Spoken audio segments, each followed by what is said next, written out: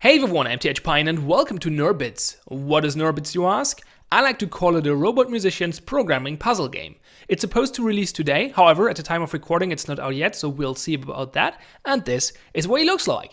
So the goal of this game is to make some robot musicians play awesome songs for you, and you do so by placing music chips in their brains. And what you can see here is part of the brain of one of the robots, and the goal is to put note chips, those, on all the green squares on the board. And you also have to power up those note chips. You can power them up by connecting them to the stimulus chip, which is this one over here. And if we put it here, it will connect to those two note chips, and now they will play a sound whenever the white line goes over them. And you can connect chips to each other, not only to the stimulus chip. So we can put another chip here, for example, and it will connect to the stimulus chip as well, but also to this note chip. And now it's activated as well and will play a sound.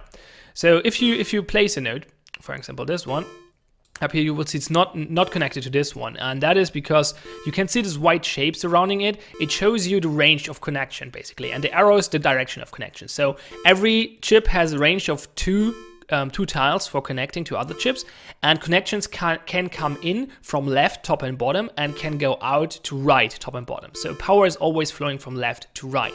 So if we put it here, it will not connect. If we put it here, it will, but that's not where it's supposed to be. So instead, we're gonna use a relay chip, which is one of those, which is the only purpose of the relay chip is to connect to other chips. So that's pretty simple so far. We can also use a relay chip, for example, to put it down here and put another note here just for demonstration purposes. And now it gets a little trickier than that. So you can see this chip. It has two things that are special. First of all, it has two green circles instead of just one, which means it needs two connections to be powered up. So if I remove this one, it will not actually be powered up because it has only one active connection. You could also use an excitatory chip or whatever it's called. Instead, that counts as two connections. So if we put that here, it has four connections actually. Or you can use, well, we'll talk about that in a moment. Also, you notice it is on a red background. That means that it's not on a green one, because every time you put a note chip on a non-green background, the background becomes red, because that's not where they're supposed to go. So in order to complete a level, you must make sure that none of the note chips on red areas or on non-green areas is powered up. So we cannot move those because those are pre-placed, and so we have to make sure it's not powered up. And you can also hear the sound. It doesn't really fit to the rest of the tones. So yeah, it's not on one of the note slots, so it has to be powered down. We can do so by using the inhibitory chip, which counts as a negative connection. So we can put it here, and now it's back to one connection only. 1, 2, minus 1 is 1. And now it's not powered up anymore. Also important to note about these bigger chips is that they can only connect on the most left and the most right square. So incoming connections can only be on the outermost left square, and outgoing connections can only be on the outermost right square, whatever, the outer right square. There we go. And so if we put a relay chip here, for example, it will not have an ingoing connection to this chip. If you put it here, it will, because it can connect to the left square, but not to this one or this one or this one. So that's important to note. And now we can use this relay chip to power up this one, for example. And the goal is, as I mentioned, to power up all the notes. So let's just try to do that. So this is not helpful. So this is not powered up yet. Oh yeah, you see it will explode now. I'm going to talk about that a little bit more later. Let's just ignore that for the moment. Let's just try to power up all the things. So I think we actually need an excitatory chip here to get enough connections to this node so it doesn't power down. So that's good. And then we do this and this and this. Also make sure the ones down here are powered, and put some notes here. And now I think we just have to depower this one. We do so by putting this here, and that should be it. No, it's not. Okay, I missed something. Probably something obvious. What is it? Not powered, not powered. Oh, this one is powered up. All right, there we go. And that solves the level. There we go. That was fairly easy. It gets a little bit more tricky, but not much more, at least not as far as I played. Let me, before we continue, however, introduce you to the robot band. Not robot gang, robot band. So I love the robot design in this game. Sure, the graphic assets are low quality and low budget, I should say, not necessarily low quality, but low budget. and they don't look amazing, but I just like the design of those robots. For example, this synthesizer over here has an arm to play itself, and it has one of those drawing toy thingies as a head, so that's pretty cute already. Then we have a drawer over here playing the keyboard, and a trash can on there. I guess is that the bass or the guitar? That's probably the bass, I think it's the bass. Looks like it has 4 strings. Yeah, should be the bass. Anyway, and the drummer robot has a motorcycle helmet for some reason. I don't know why. So that's quite cute. That's only the first band, however, which, well, relates to the first world, basically. And if we go to the second world, we get the second band, which looks a little bit more boring. They're just all humanoid,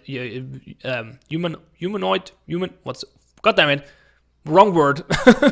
Robots that look like human. I forgot the word. The hell? Anyway, let's continue. Not too important. You know what I mean. They look like humans.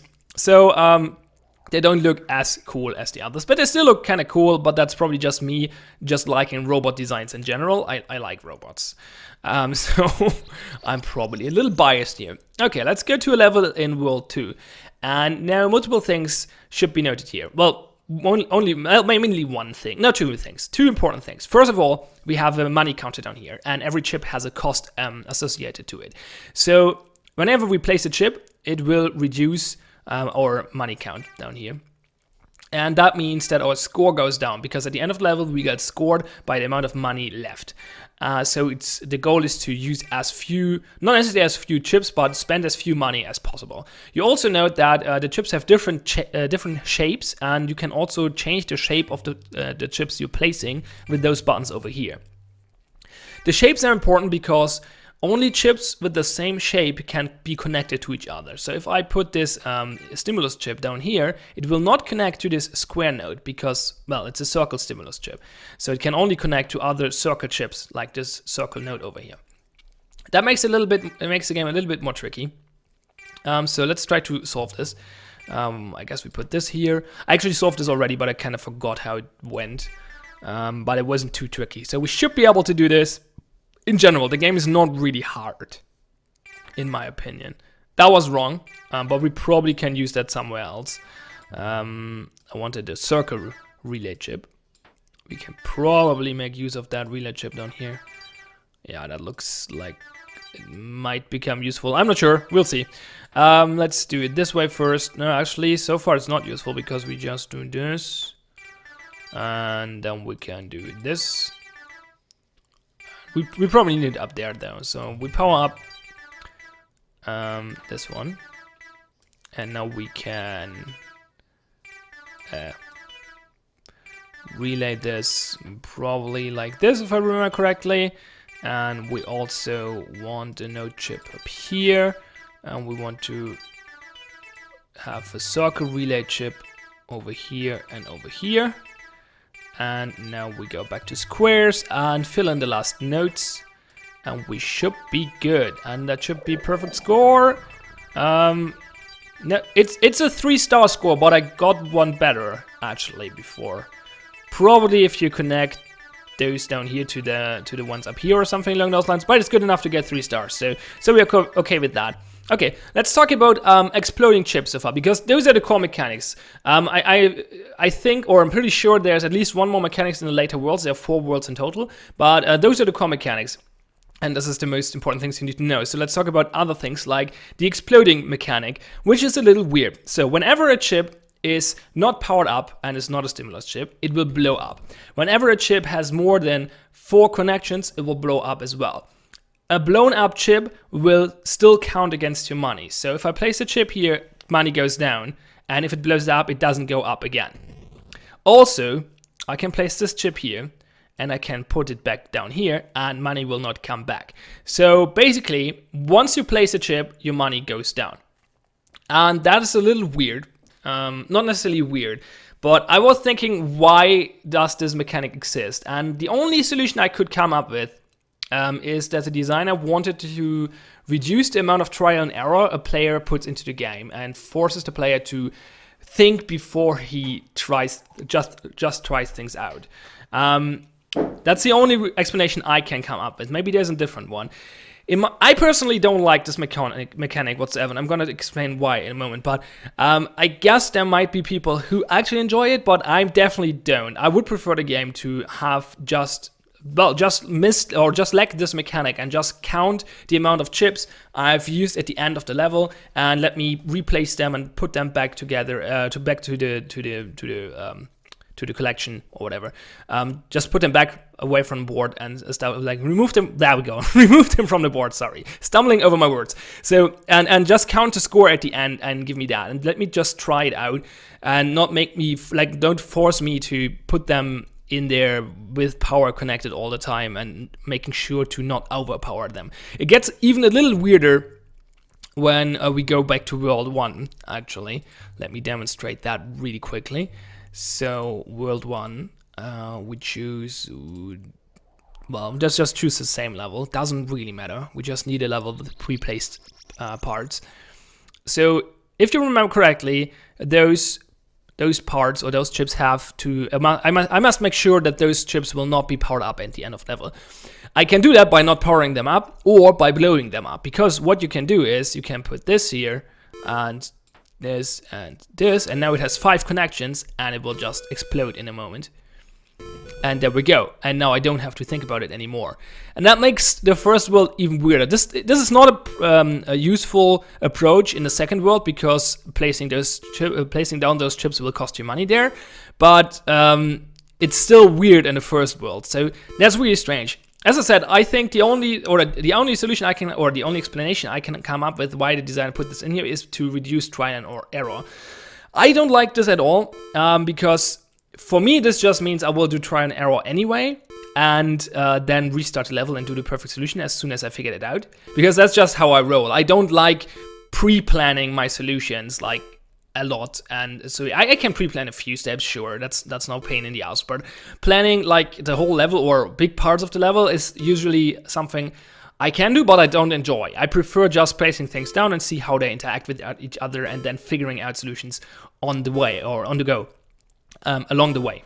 God damn it, I'm bad with phrases today. Anyway, so I don't like this mechanic, but I guess it's not a game breaker, and maybe some people enjoy it this way, but I certainly don't, and for me this actually, well, not kills the game, but makes it less enjoyable. Okay, so let's talk about a few other things. Options menu first. The options menu is a little weird for the reason that this is a music game without any audio options. No audio sliders, no mute button, no audio quality, nothing. Well, a mute button would not be that useful, I guess, because you want to hear the music. Oh yeah, I didn't show you the songs, didn't I? Let's just go back to World 1 really quick because I unlocked the whole song there. So let me show you the song when it's complete. Oh yeah, the animations are a little stiff, but they're really cute somehow. I don't know. Oh yeah, and they fit the music, by the way. They're not just random.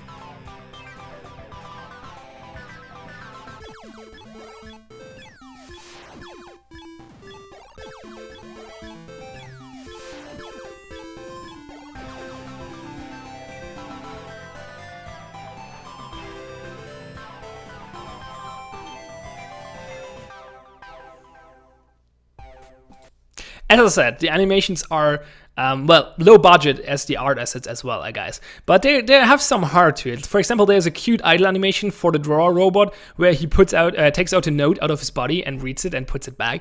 And I was laughing my ass off when I saw that. So I don't know. I like the charm of the game. It's definitely low budget, but it's kind of cute. I don't know. Maybe it's just me liking robots. That might be it. But anyway, back to the option menu. As I said, no audio options whatsoever. The rest of the options are okay. We have a quality slider, which is not the best way of making quality options, but I mean, it's better than nothing. We have a frame rate slider, which goes to 30, 60 and unlocked, so that's pretty cool. I like that. That's a good option to have. We have resolution options, which work well. We have window and full screen mode. Unfortunately, no borderless window mode, but, well, not a game breaker. You can reset your data, and I have no idea what this is. You can log into some service. I have actually no idea. Okay. Extra menu is pretty boring, it's just achievements and credits, but this one is pretty important as well because this is an editor. You can create your own robots, which is not too fancy. You can give them different colors and shapes. You cannot create, like, you cannot modify all the robots, interestingly enough. You can just choose between male and female and then choose a few different models, but you cannot, like, redesign the trash can robot, for example, for some reason. You can change the color now if you want to. Stuff like that, but also it's pretty limited, to be honest. You have one color for the whole robot, so that's a little disappointing, in my opinion. But anyway, more importantly, you can go to create song mode, and this is basically a game editor or a level editor, and you can rearrange the band and choose which robot should play in it. You can change the instruments completely, like you can make 5 drummers if you want to, and then you can change the levels for each of the robot and can create your own levels and just place down everything as you want. So it's a full functioning level editor, and you can do whatever you want. That's also why I know that there's at least one more mechanic. It's a little unintuitive. I think puzzle design, and then I forgot. Somewhere I can choose what parts to place. As I said, it's a little unintuitive. Add goal node, change node to active. No, that's not it. I forgot. I don't know. Somewhere you can change what to place. Oh, okay. This way, for example. Now there was a different way of doing it though. Anyway, doesn't matter. There's at least one more mechanic in the game. That's what I wanted to say. And that's a level editor. I like when a game has a level editor. Usually a level editor means quite a lot of work for the designer or for the developer. And usually that's something most indies can't afford. It makes more sense if you design a level editor and then create your own levels, like the main levels of the game with that editor as well. But usually that's not the most efficient way of doing it. Usually there's an easier way for the developer himself to create levels.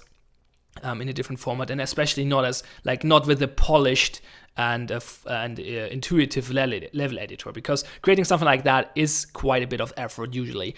But it's cool if developers implement it, because it allows people to, well, get into the style or get into game designing basically. Because if you like to design games but you don't want to be bothered with creating a whole game, you can just go into a game you like and enter the level editor and create your own levels, and that's a big part of game design. So I really enjoy I really appreciate if developers put in level editors, even though I usually don't use them myself because I'm not very good at puzzle design, and most games I play are puzzle games. So yeah.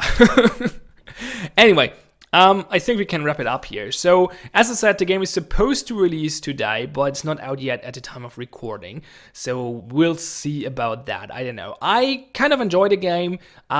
It's not super awesome, though. I enjoyed it for 1 or 2 hours, and now I'm probably gonna uninstall it because I'm done with it. The explosion mechanic definitely plays its part in this decision, but also the level design is... Like, the levels are pretty straightforward. The tutorial is very, very long and boring. Basically, almost the whole first world. And it's very, very slow. Like, the first few levels are super trivial. And it doesn't really get much harder later on. You saw one of the levels, or the latest level I played in World 2. And that was still pretty basic. That was pretty easy to solve. I think that might not be the goal of the game, to be a hard puzzle game, but still, I would have enjoyed it a bit more if there would have been a bigger challenge.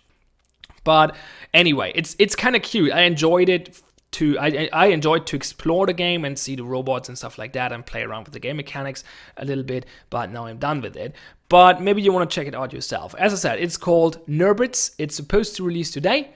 I am TH Pine. Thanks a lot for watching. Oh yeah, the game link is in the description below. Have fun and see you next time.